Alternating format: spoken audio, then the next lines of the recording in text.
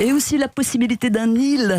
Bonjour et bienvenue Thomas Hill. Bonjour Pascal, bonjour à tous. Quel est le sommaire de votre journal des médias ? Eh bien, je vais rassembler aujourd'hui dans un même journal le père Fouras, Kenji Girac et David Guetta. Oh, quel beau combo. Mais on commence, car elles viennent de tomber, par les audiences. Qu'est-ce qui a été le plus regardé hier soir ? Bien, il y avait un match de foot sur Canal, mais surtout un match intéressant entre trois divertissements sur TF1, France 2 et M6. Et c'est M6 qui s'en sort le mieux et de loin. Il y avait des gens qui jouaient au Lego. Figurez-vous, sur M6, la chaîne lançait hier soir la version française du concours de briques. Ça s'appelle Lego Master. C'est présenté par l'animateur magicien Eric Antoine. Ça a fait 4 millions de téléspectateurs, 17,2% du public. Ça fait beaucoup de Lego, hein ? Ben, c'est ça, c'est impressionnant. Ouais. Et France 2 et TF1 sont au coude à coude avec, n'oubliez pas les enfants d'abord sur France 2, déclinaison du jeu à succès de Nagui, avec des enfants âgés de 9 à 13 ans, 2,3 millions de téléspectateurs, 2,4 millions pour C'est Noël, tout est permis avec Arthur sur TF1, présenté par Arthur. Ouais, il y avait un indice dans le titre.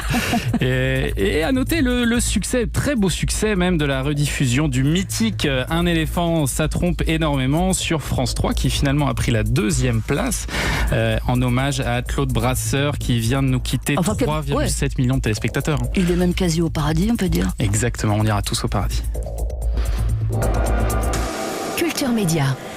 Et Thomas, pour commencer, y a-t-il eu Copycat ? Le producteur Arthur est accusé de s'être un tout petit peu trop inspiré de Fort Boyard pour sa dernière création.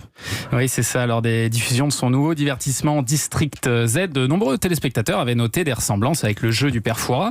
L'animateur Olivier Mine s'en était lui-même amusé. Eh bien, le site Deadline révèle qu'ALP, producteur de Fort Boyard, a envoyé à la société d'Arthur une mise en demeure détaillant ce qu'il considère comme des violations de format. ALP serait prêt à aller en justice si un accord n'est pas trouvé rapidement avec Satisfaction, la société d'Arthur. Arthur qui n'a pas très envie d'y aller devant la justice, car il vient de perdre un procès précisément. Ben oui, il réclamait la modique somme de 14 millions d'euros à la famille Benetton, une broutille, pour l'avoir mal orienté dans son placement il y a 10 ans dans une société qui fabriquait des dosettes de café. Il s'est vraiment diversifié, Arthur.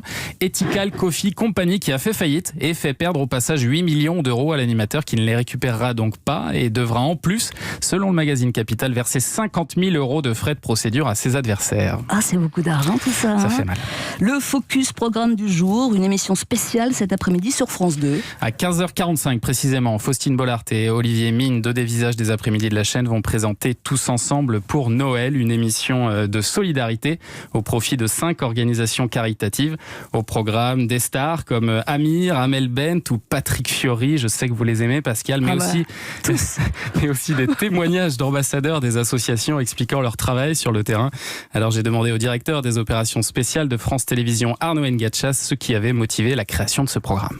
Tous ensemble pour Noël est né de la volonté de Stéphane Sidbon-Gomez, le directeur général des antennes et des programmes, qui a souhaité que nous ayons une émission de solidarité pour venir en aide aux enfants qui n'ont pas la chance pour ce Noël d'avoir des cadeaux. Plus largement, ça se traduit par la volonté du service public d'être présent aux côtés des Français, de ceux qui rencontrent le plus de difficultés. Arnaud Ngachas qui m'a également confié travailler avec les divertissements de France Télé à une autre émission autour de la solidarité qui sera diffusée cette fois-ci en prime time. Et il y aura Amel Bent quand même, on sait pas. J'espère. Vous en parliez dans les audiences, Thomas.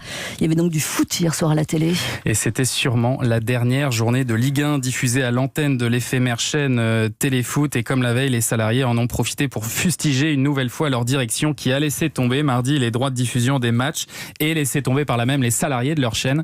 Juste avant le coup d'envoi, à 19h hier soir, le présentateur Thibault Leroll a donc lu un texte à l'antenne. Une soirée comme celle que l'on va vivre mobilise quelques 400 personnes, que ce soit la rédaction ou le personnel technique partout en France.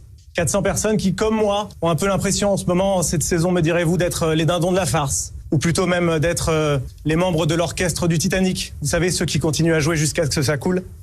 Eh bien, c'est en leur nom que je m'exprime ce soir et que je les remercie pour leur professionnalisme dans ce contexte si particulier, mais aussi pour leur dignité. Nous allons néanmoins marquer ce soir une minute, nous aussi, de silence face au mépris et au silence assourdissant du conciliateur qui a visiblement une notion très particulière de la conciliation et de notre employeur.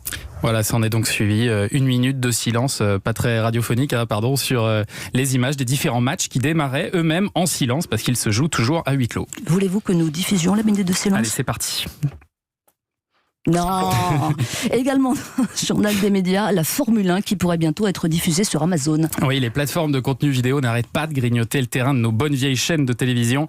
Chase Carey, le patron de la Formule 1, a révélé être en discussion avancée avec Amazon et toutes les plateformes numériques mondiales pour la diffusion de ces courses automobiles. Il voit en eux des partenaires potentiels incroyables et une opportunité de développer leur business.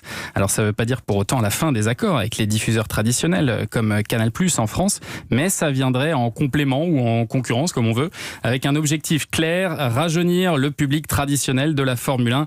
Pas sûr que ces chaînes de télé apprécient qu'on tente de leur retirer les quelques jeunes qui leur restent. Les plateformes sont ouvertes non-stop évidemment, mais les théâtres et les cinémas vont rester fermés encore quelques temps.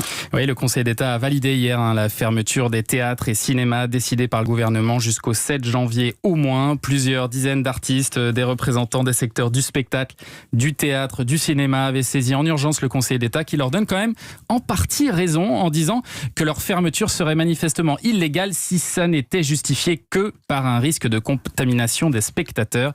Mais ce qui a convaincu le juge, c'est le contexte sanitaire plus global et le risque d'augmentation de l'épidémie à court terme.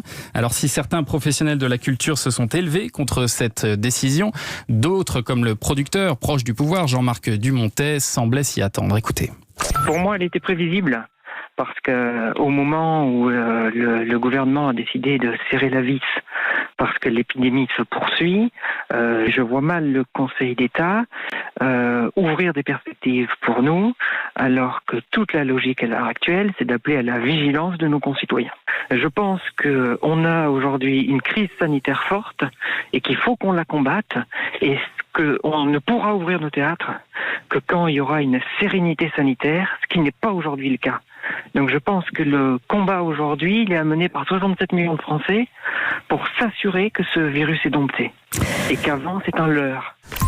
Et aussi, Thomas, les fiançailles de Vivendi et Prisma, qui viennent d'être célébrées. Oui, fiançailles parce qu'il faudra attendre encore un tout petit peu pour le mariage, mais Vivendi a annoncé hier soir avoir signé une promesse d'achat de Prisma. La vente reste soumise à la consultation du personnel et à l'établissement de tous les documents juridiques. Autrement dit, c'est fait et ça veut dire que le groupe dirigé par Vincent Bolloré aura en main l'avenir de nombreux magazines comme Voici, Femme Actuelle, Géo ou encore Capital. Dans ce portefeuille de titres, on trouve aussi Télé Loisirs, Télé 2 Semaines ou TV Grande Chaîne, ce qui peut être utile lorsqu'on détient par ailleurs des chaînes de télévision. Pour terminer, vous nous avez peut-être trouvé une occupation pour le 31 décembre. Ouais, David Guetta va sauver votre réveillon, Pascal, j'en suis sûr. Bien sûr. Vous allez pouvoir vous déhancher, confiné derrière votre ordinateur, puisque après Miami en avril et New York fin mai, le plus célèbre des DJ français va réaliser un 3e concert de charité en faveur des Restos du Cœur et de l'UNICEF. Et il aura lieu à Paris, même si l'emplacement exact est encore tenu secret. Rendez-vous donc le 31 décembre à 23h45 sur Facebook, YouTube, Instagram, Twitter ou encore Twitch. C'est très aimable à vous, Thomas, mais je vais peut-être rester sur Stéphane Bern au château de Versailles. Enfin, quand je dis sur Stéphane Bern, d'accord. façon de parler. Tout bien, tout honneur, bien sûr. Chacun ses fantasmes secrets.